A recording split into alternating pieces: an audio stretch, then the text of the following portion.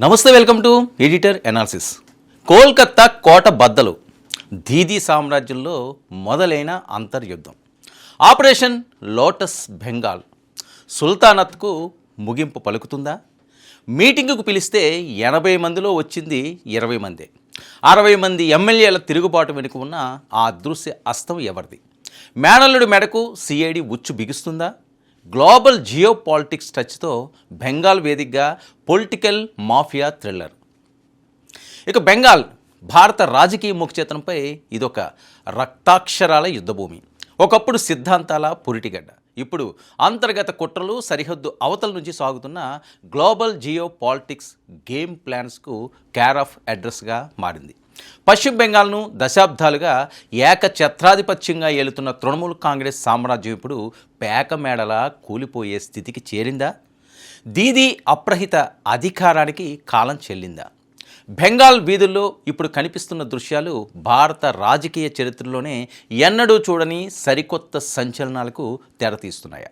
ఒకప్పుడు గోండాయిజంతో, అధికార బలంతో ప్రజలను భయభ్రాంతులకు గురి చేసిన నేతలు ఇప్పుడు ప్రాణాలు అరచేతిలో పెట్టుకుని హెల్మెట్లు ధరించి తిరుగుతున్నారు. జనం తిరగబడుతున్నారు, బజార్లలో వేటాడి మరీ కొడుతున్నారు. బెంగాల్ సుల్తాన్ మమతా బెనర్జీ పని అయిపోయిందని, ఇక తమ దారి తాము చూసుకోవడమే ఉత్తమమనే ముగింపునకు వచ్చేశారు సొంత పార్టీ ఎమ్మెల్యేలే. మరి కోల్కతా కోటలో ఏం జరుగుతుంది? అత్తా మేనల్లుల అరాచక పాలనకు సొంత పార్టీలోనే ఎలాంటి ముసలం పుట్టింది? సరిహద్దుల అవతల శక్తులు వ్యూహాలు ఎలా ఫలించబోతున్నాయి? మరి జియో పాలిటిక్స్లో బర్నింగ్ టాపిక్గా మారిన బెంగాల్ పరిణామాలు అటు బంగ్లాదేశ్లో, ఇటు మన దేశంలోనూ ఉత్కంఠ రేపుతున్న అంశాలు. కథనం వినడానికి సినిమా స్క్రిప్ట్లా అనిపించవచ్చు, కానీ ఇది అక్షరాల నిజం. బెంగాల్ గడ్డపై ఇప్పుడు పొలిటికల్ సునామీ నడుస్తుంది. తృణమూల్ కాంగ్రెస్ అనే అధికార వృక్షం వేళ్లతో సహా కదిలిపోయింది. అత్తా మమతా బెనర్జీ, మేనల్డు అభిషేక్ బెనర్జీల అరాచకాలు, దోపిడీలపై సొంత పార్టీలోనే నివురుగప్పిన నిప్పులా ఉన్న అసమ్మతి ఇప్పుడు లావాలాగా బద్దలవుతుంది.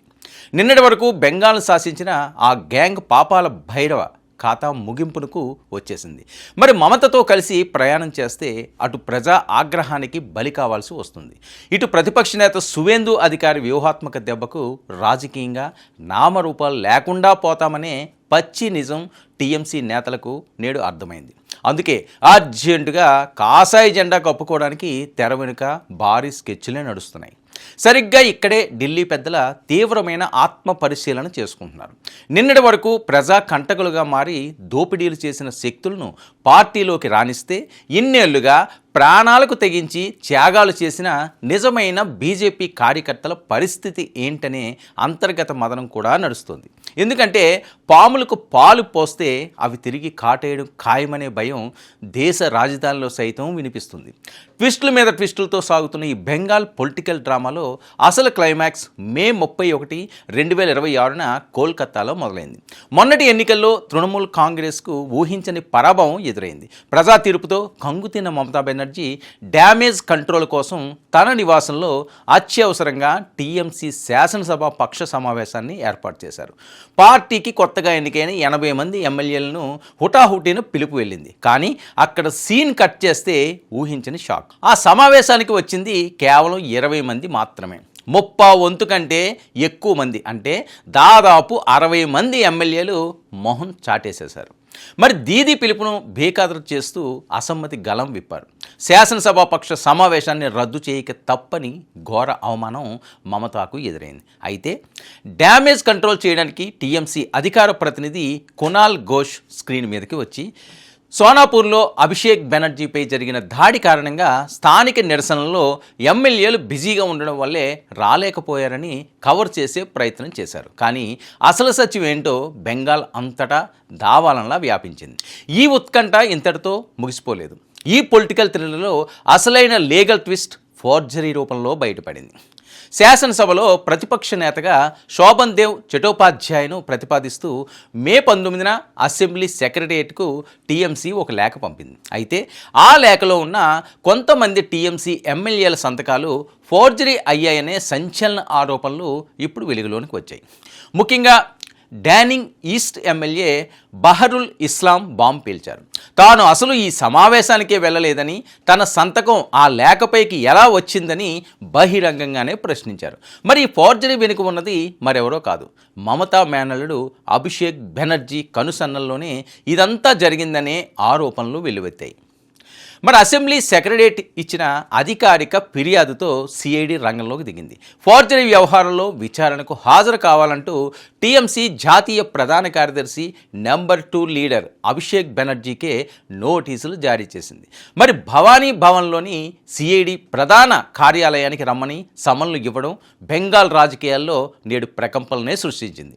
ఎప్పుడూ దర్యాప్తు సంస్థలను వేటాడే మమతా సామ్రాజ్యానికి ఇప్పుడు అదే వ్యవస్థల నుంచి ఊపిరాడకుండా చేసే ఉచ్చు బిగుస్తుంది. ఇప్పుడు అందరి కళ్ళు రాబోయే రాజ్యసభ ఎన్నికల వైపు తిరిగాయి. దేశంలోనే అతిపెద్ద పొలిటికల్ క్రాస్ ఓటింగ్ డ్రామాకు బెంగాల్ వేదిక కాబోతుందా? వచ్చే రాజ్యసభ ఎన్నికల్లో టీఎంసీకి ఒక్క సీటు కూడా రాదేమో అనే ప్రచారం ఇప్పుడు కోల్కతా నుంచి ఢిల్లీ లూటియన్స్ జోన్ వరకు మారుమోగుతుంది. రాజ్యసభ ఎన్నికలు సమీకరణలు చాలా వ్యూహాత్మకంగా ఉంటాయి. ప్రజలు నేరుగా ఓట్లు వేయరు. అసెంబ్లీలో ఉన్న ఎమ్మెల్యేల సింగిల్ ట్రాన్స్ఫరబుల్ ఓట్ పద్ధతి ద్వారా ఈ ఎన్నిక జరుగుతుంది. మరి ప్రస్తుతం ఉన్న 80 మంది ఎమ్మెల్యేల సంఖ్యాబలం ప్రకారం టీఎంసీ కొన్ని సీట్లను ఖచ్చితంగా గెలుచుకోవాలి. కానీ ఇక్కడే అసలైన మైండ్ గేమ్ నడుస్తుంది. క్రాస్ ఓటింగ్ అనే బ్రహ్మాస్త్రం దీది గుండెల్లో ఇప్పుడు రైళ్లే పరిగెత్తిస్తుంది. ఇప్పటికే తిరుగుబాటు జెండా ఎగరవేసిన 60 మంది ఎమ్మెల్యేలు పార్టీ విప్పును ధిక్కరించి వేరే పార్టీ అభ్యర్థులకు ఓటు వేస్తే లేదా ఓటింగ్కు దూరంగా ఉంటే టీఎంసీ ఘోర పరాజయాన్ని మూట కట్టుకోవడం ఖాయం.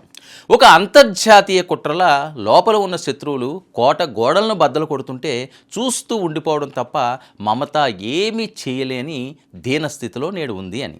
మరి బెంగాల్ రాజకీయాలు కేవలం ఒక రాష్ట్రానికి సంబంధించినవి కావు.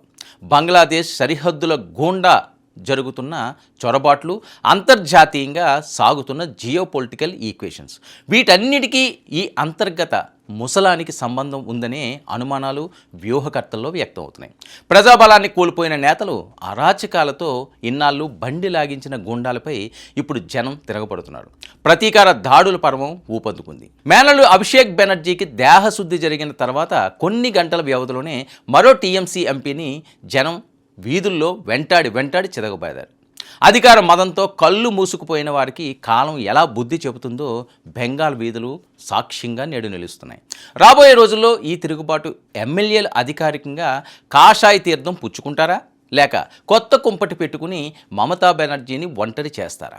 బెంగాల్ వేదికగా సాగుతున్న ఈ రక్తసిక్త పొలిటికల్ మాఫియా థ్రిల్లర్ ఎలాంటి ముగింపుకు దారి తీస్తుందో అన్నది సర్వత్రా చర్చనీయంగా మారుతుంది. నేను చాలా సందర్భాల్లో అన్నాను, మనది కాని రోజు ఒకటి వచ్చిందంటే చాలా ఇబ్బంది పడాలి అని. అధికారం ఉంది కదా అని చెలరేగిపోయి మనకి నచ్చినట్లుగా మన ఎవడేం పీకుతాడులే అని విర్రవీగే ఏ రాజకీయ నాయకులకైనా బెంగాల్ని ఒక ఆదర్శంగా తీసుకోవాల్సిన అవసరం ఉంది.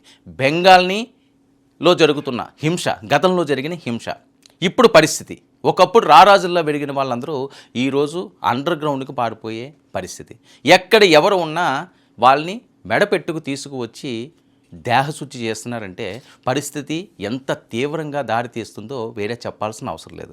మరి మమతా కోటలు పూర్తిగా భూస్థాపితమయ్యే రోజు అతి దగ్గరలోనే ఉందని సొంత పార్టీ నేతలే తిరుగుబావుట ఎదురువేశారు. అత్త మేనల్లులు ఇద్దరు అంతూ చూస్తామని ప్రజలే రోడ్డెక్కుతున్నారు అంటే టీఎంసీ ఫ్యూచర్ రానున్న రోజుల్లో చూడాలి. ఇది ఈనాటి ఎడిటర్ అనాలిసిస్. 9 న్యూస్.